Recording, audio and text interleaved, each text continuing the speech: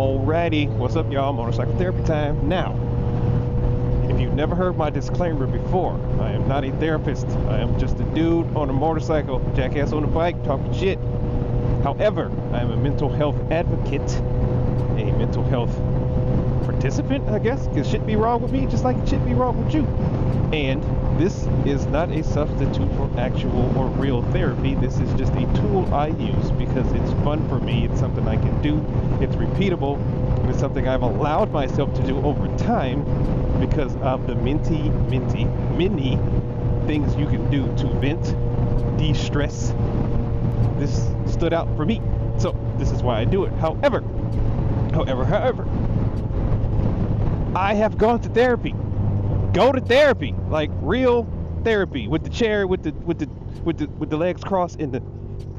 How does this make you feel? Like, bitch, I feel like shit. I'm fucked up. That's why I'm here. Go to therapy. Yes, I have gone to therapy. I don't just talk about it. I've been in counseling when I was younger, young man, teenager, if you will, because I hated my stepbrothers because they was assholes.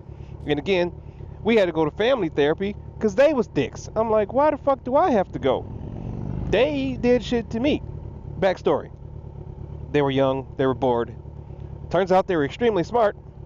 They just didn't have shit to do with all that smartness except fuck with me. I'm talking about steal my money. I didn't have a bank account at the time. I was working at Taco Bell. I put my money in a pillow, in my pillowcase, and I came in. My money was gone, and there was thumbtacks in my bed. I'm like, these little bastards is trying to sabotage and murder up in this bitch. They putting booby traps.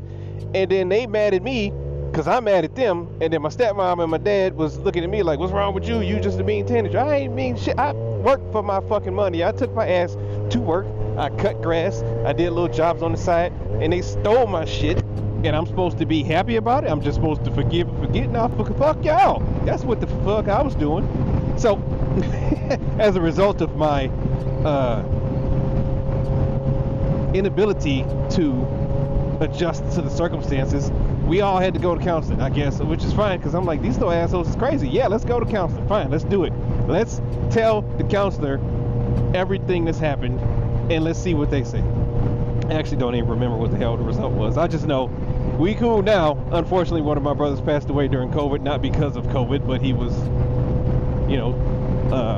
his life was shortened by a nefarious individual, and it sucks, but I love my stepbrothers. I don't even call them stepbrothers no more. I don't see them very often. We all pretty much doing our own thing, living on our own. I see my stepmom every day. I still love my stepmom. We ain't got no issues. And I'm not sure if that's a result of any of that stuff, but I have gone before. I've gone to marriage counseling twice. 2 different counselors, multiple sessions. Shit happens.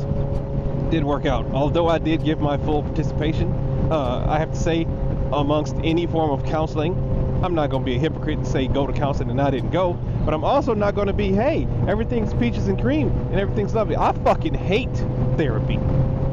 It's weird to me. I dislike it. I think it's inherently weird for a stranger to want to sit and listen to everybody's fucking business and then tell me how I feel about me. You can't tell me what my feelings are. You ain't in here. You're not feeling these feelings. You can tell me what the other people thought. You can tell me what other people experienced that was similar to mine, but you can't tell me exactly how I feel for this situation is exactly what I should do for another situation. Like, how do you know this? You're not a psychic. You can't predict what I'm feeling or how I should act or how this person thought about me or made me feel. It's such a spectrum. And I'm just like, in my brain, this is the argument I'm having. However, it's kind of like vegetables to me, right? Like, I hated vegetables when I was younger, but I get, I need the vitamins, I need the macros, I need the nutrients, it's like therapy. I get it. I don't like it, but now I eat my vegetables first. So in real life, I go to therapy. Like, I get it against my better nature or whatever the fuck. Like, hands is way out. I should have waited later. Anyway, like, I get it, right? My ego and my pride is not too big to go, somebody figured this shit out. There's a reason that people do this. Even though I think it's crazy, there is an means to an end, right? I'm trying to be better, get better, stay better, and then they give me the tools to work on myself when I get a don't you fucking do it. When I get home, therefore decreasing the amount of times and hopefully the amount of times in the future I will have to repeat therapy for various issues. When you leave a place like that, you get tools to work on it. I just think it's weird. I think another thing is weird, right? I go to the vet every year and they tell me I gotta bring a fresh bag of dog shit. It's weird. But somebody figured out they got to look through that and see if my dogs got parasites, and that makes their health better because I brought the bag of shit. Weird. Somebody figured that out. Okay? Therapy, same thing. I have to go give this random person my bag of shit. Please don't interrupt me. Where I'm just like venting and telling people all the things that was wrong with me, how I feel intimately. Like, I know I talk about stuff on the internet. I give vague generalizations, and most of the time, you don't know if the stories I'm telling are real or not. They are, but don't believe me. Take everything you hear on the internet with a grain of salt. I could be a complete nefarious asshole. I'm a good dude. I'm a genuine dude, but don't trust me. Even the most skeptical people, those people who aren't super skeptical, yeah, you might. Even the most skeptical people will be like, you sound like a good dude, but let me just hold my suspension of disbelief real quick. And that's what you should do for everything. However, I'm not a jackass. I'm a good dude, and the stories I tell you guys aren't made up. I experienced them in real life, which is why I can repeatedly tell them, because I'm not making them up. I am remembering them because they happened. And now, when I go into detail in these therapy sessions, it's a lot worse than just me talking on the internet. It's a lot worse than just me saying, oh, this is how I felt, and this is what the thing was, and this is, I have to really, really get down to it, and they really get down into fucking digging into my psyche and going, well, this is why you feel this way. Or do you feel abandoned? I'm a slap, bitch, stop talking to me. It's my GPS. And I don't like it. However, I know it's necessary. Because compared to me talking to you on the internet or me talking to close friends, the therapist has a confidentiality clause for one. And two, they're not really judging me no matter how judged I feel. I don't know if y'all can hear this, but she pissing me off. And you know, once I tell a friend some deep, dark shit or the real like feelings around the situation, I have to worry about how they're looking at me. I have to worry about if they're changed, if they've changed the way they see me in their eyes, or if they still real good friends. Or if they just want the gossip and they just want to tell somebody else because I thought they was good friends and they really leeches, and I don't know that. With the therapist, a real therapist, you don't have to worry about that. You don't have to worry about people being against you either. Maybe you tell somebody and they're not your friend no more. Now they're your enemy or whatever the hell you become as adults. I can say all the shit. I can cuss people out. I can call people names. You know, I really don't usually do that. But in a therapy session, that person has no dog in the fight. No pony in the race. No shoe in the foot.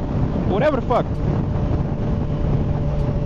It's a very objective place to do things. Now, sometimes I walk out of there feeling better, and sometimes I walk out of there feeling a whole lot worse, and then later on, I come down from that, or up from that, depending on where it is, and I become level, right?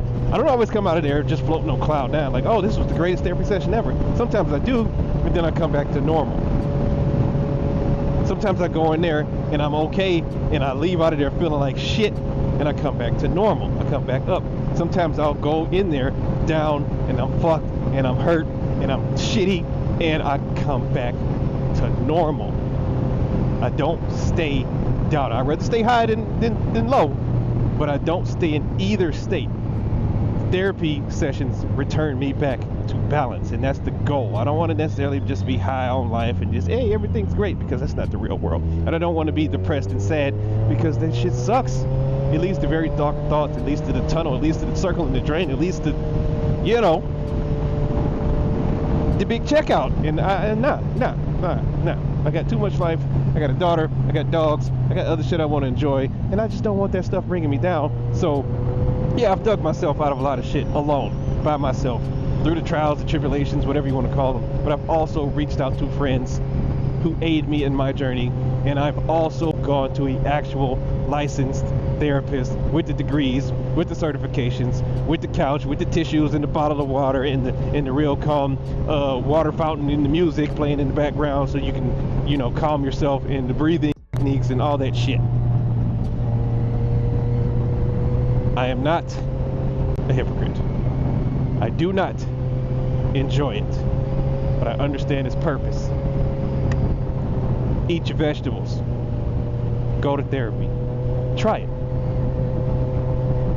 What you got to lose? Stress, grief, shame, ego. lose it.